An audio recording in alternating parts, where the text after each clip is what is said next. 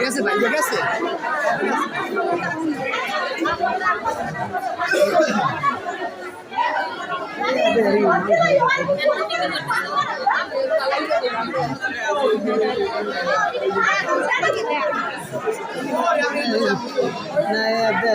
মানুষ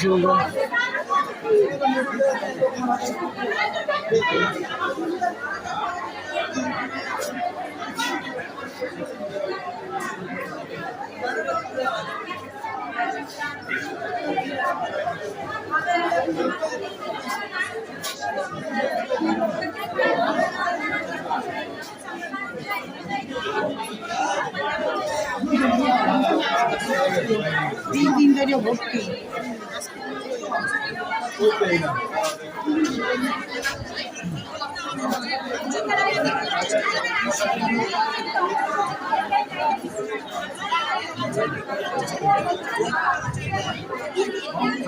আমি এই যে পাশের বেড়ে আমি দাঁড়ানো ছিলাম ওনার পাশে, আমি ওনার পাশে দাঁড়ানো ছিলাম, ওনার সাথে কথা বলছিলাম।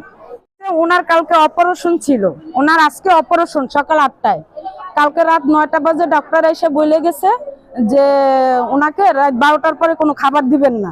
তা ওনারা বলছে আচ্ছা ঠিক আছে, ওনার কালকে অপারেশন, ওনাকে খাবার দিবেন না। তা ওনারা 10টার ভিতরে ওনার খাবার খাওয়াই দেওয়াইয়া মনে করেন ওনারে ই করে দিছে। তা উনি সুস্থ, পুরোপুরি ভাবে সুস্থ, উনি আমাদের সাথে কথা বলছে, হাঁটছে, চলছে, উনি যে শুয়ে রয়েছে এরকমের না, উনি পুরোটাই সুস্থ ছিল।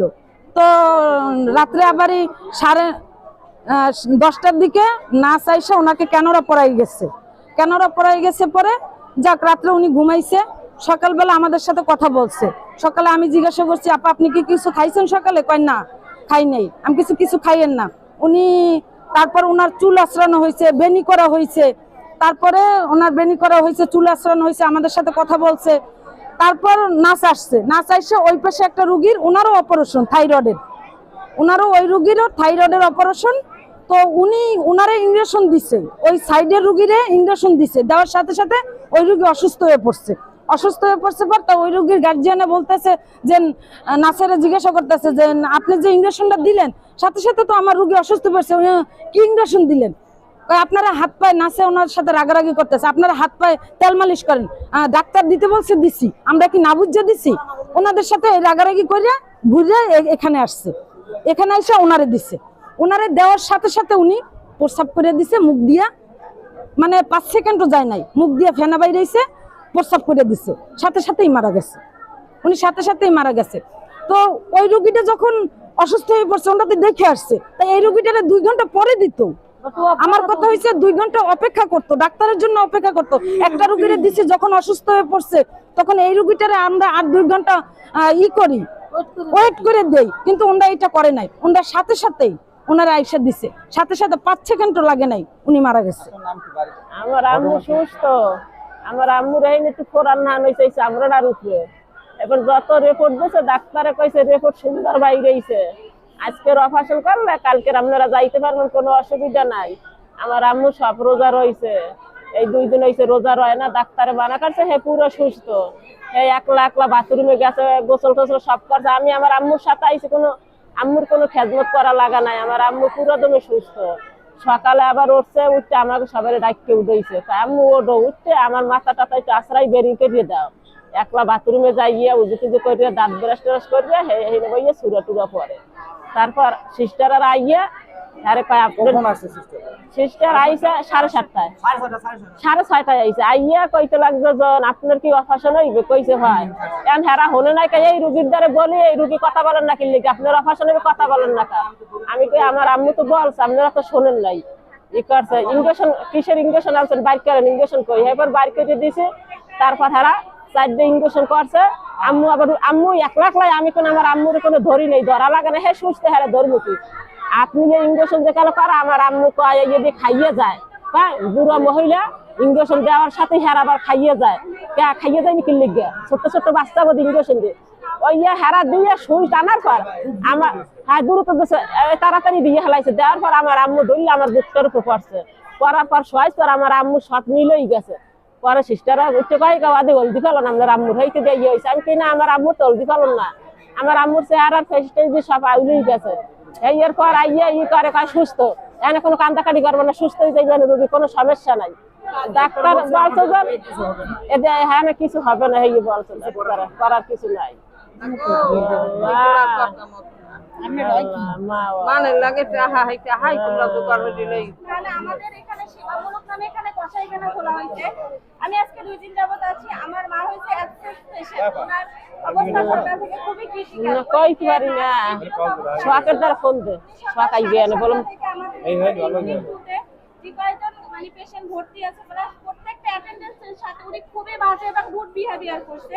ওনার মেজাজ এতটা হাইপার ছিল, উনি যে কোনো সেবিকা, আমার মনে হয় না যে উনি কোনো সেবিকা, উনি এখানে মারামারি করতে আসছে, ঠিক এভাবে ছিল ওনার অ্যাটিটিউডটা।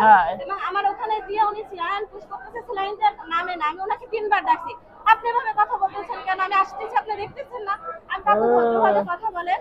উনি সেখানে এটা পড়ে নাই, তারপর উনি এখানে আসছে। ওনারা 12 ঘন্টা ডিউটি করে, ওনাদের শিফট হয়েছে সকাল রাত 8টা থেকে সকাল 8টা পর্যন্ত।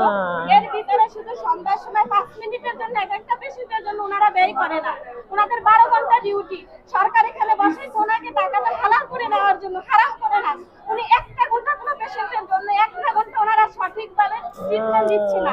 ওনারা কি করতেছে 1 ঘন্টার জন্য মানে এতগুলা পেশেন্টের জন্য ওনারা 2 মিনিট 3 মিনিট করে শুধু ইনজেকশনটা পুশ করে, স্যালাইনটা পুশ করে, বাদ ওনারা গিয়ে ওনাদের মানে নার্স রুমে দরজা লাগাই দেয়। আমরা 2 বার 3 বার করে যখন দেখতে যাই ওনারা আসে না। তো আমাদের কথা হচ্ছে যে এত রোগীগুলো খারাপ, সিচুয়েশন খারাপ, ওনারা রাউন্ডে এসে একটা বার আমাদেরকে রাউন্ডে সত্যি রাত্রিবেলা দেখতো যে আমরা প্রত্যেকটা পেশেন্টকে একবার করে আমরা দেখি, 5টা মিনিটের জন্য সময়, 1 ঘন্টা সময় রাতে ব্যয় করতো, এই পেশেন্টগুলোর এই অবস্থা হইতো না।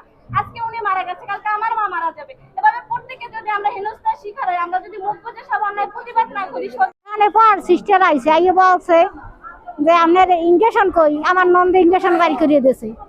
দেওয়ার পর হারা ইঞ্জেকশন ভরিয়া সিরিসি করে লই আইছে। আইয়া আমার নন্দের শরীরে যাই পড়ছে, কেন লাইজে দিয়েছে। দেওয়ার পর আমার নন্দ কইছে ধরেন, এই সাথে সাথে হে একারে হঠাৎ করে পড়িয়ে গেছে 2 মিনিটের ভিতর। নাম কি কি হয় আপনার? আমার ননন। আপনাদের দাবি কি? কিভাবে হয়েছে? কিভাবে হয়েছে ঘটনা? ওই যেই ক্যানোলা ইঞ্জেকশন পড়ছে, পড়ার সাথে সাথে পড়িয়ে গেছে। আমার হাতের ভারী পড়ছে, আমি ধরা ছিলাম। আসলে আজকে দুজনের অপারেশন ছিল। অপারেশনের সাথে অনেক ওষুধ আছে, কিছু ওষুধ দিতে হয় ওটাতে নেওয়ার আগে, আর কিছু ওষুধ আছে দেওয়ার পরে দিতে হয়।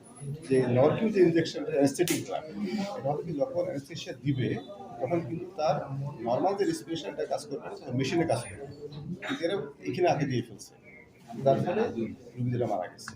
এবং এটা একটা আমরা যেটা মেডিকেল ভাষায় বলি প্রফেশনাল নেগলিজেন্স, তবে এটা অবশ্যই একটা শাস্তিযোগ্য অপরাধ। আপনারা কি ব্যবস্থা নিচ্ছেন? আমি দুটো বিষয় আছে, আমার দায়িত্ব হচ্ছে এটা ডিপার্টমেন্টাল হইতে যেভাবে মানব পালনা করে সেটা অলরেডি আমি ডিজিএমতে কথা বলেছি, বিনোদের কথা বলেছি, আমি করবো একটা। আর আমি ওদের যে রুগীর যারা আছে আপনার একটা পুলিশ কেস করে, এটাতে তাদের একটা দায়িত্ব আছে এবং যত সহায়তা লাগে আমি দিব। এখন তাদের ভুল হোক বা যাই হোক একটা অপরাধ, এবং এটা যদি আমরা একটু শক্তভাবে ডিল না করি এটা ভবিষ্যতে আবার একই পুনরাবৃত্তি হবে। এবং এটা কিন্তু বাংলাদেশে বা পৃথিবীতে নতুন না, আগে হয়েছে, ভবিষ্যতে হবে, কিন্তু এটাকে আমাদেরকে শক্ত হইতে হবে যাতে সবাই সাবধান হয়। এখানে যত কথাই বলুক না কেন, এখানে অবশ্যই নেগলিজেন্সি আছে, খামখেয়ালিপনা আছে, কোনো সন্দেহ নেই।